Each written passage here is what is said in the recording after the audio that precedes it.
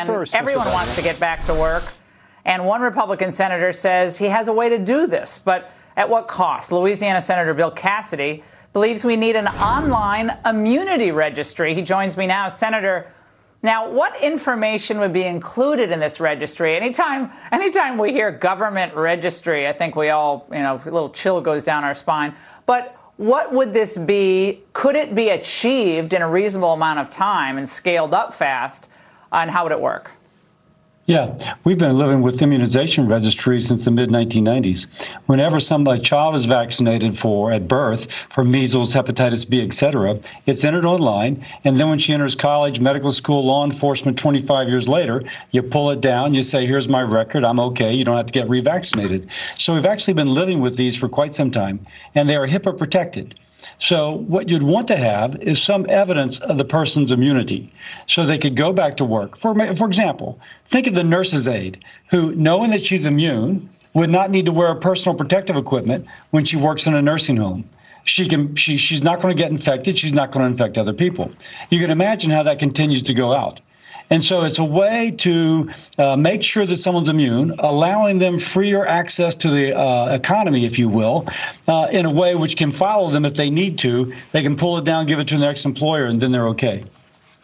The problem with that, though, Senator, is we don't know how many people are really immune to this. I mean, we think maybe there are a lot more in California that have developed some immunity, more than we thought before, since that virus was probably circulating on the West Coast longer than on the East Coast. That's why they've seemed to have done a lot better. They shut down, obviously, a little bit earlier as well.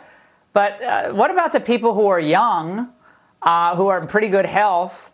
Why couldn't they go back to work right away, too? And if they get sick, they got to stay home. They can't go around the elderly people. They can't go around the immunocompromised. So great points, Laura. The thing about the younger people, they almost very rarely, unless they have underlying health conditions, do they get really sick from COVID-19. But they can get infected and spread it to other people. So much so that they may have no symptoms whatsoever, give their grandma or their grandpa a kiss, spread the infection to them. The grandma or grandpa ends up in the ICU, and the young person never knows they're infected. The administration is planning on widespread what is called serosurveillance, checking people to see if they've previously been exposed to the coronavirus. If you have that, okay, I am now immune. I never knew I was infected. I'm immune. But I can return to the economy. But Senator, here's the problem. We don't know how long the immunity lasts, correct? It could last a few weeks. It could last 2 years. So but we don't really have that information yet, correct? So the scientific community is clearly anticipating that the immunity is going to last at least until a vaccine is developed.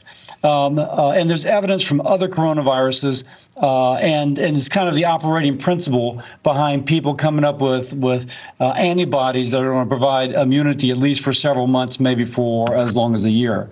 So we don't know for sure, but there's a lot of circumstantial evidence that immunity is going to last for a while.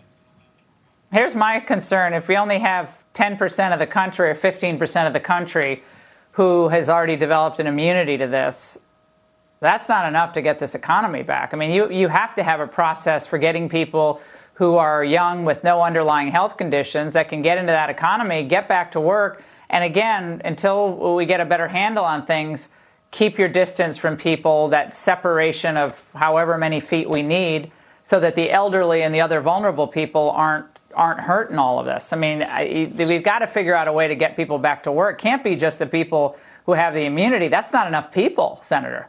So Laura, you just blended it perfectly. If children go back to school, children classically spread disease among each other and give it to the old people, if you will, like me. And so if you have folks back in school, they're going to become immune, the children are. As long as you are periodically monitoring when they become immune, then you can free the children to have the normal interaction they would have with their grandparents. You start building up that herd immunity just by allowing younger people to resume their lives, but do serial testing to protect the older people that need to know who is immune and who is not. Senator Cassidy, this is fascinating. We can't wait to see where this goes, and we certainly hope for all the best for this country and for our economy and all the health and lives of the American people. Thanks so much.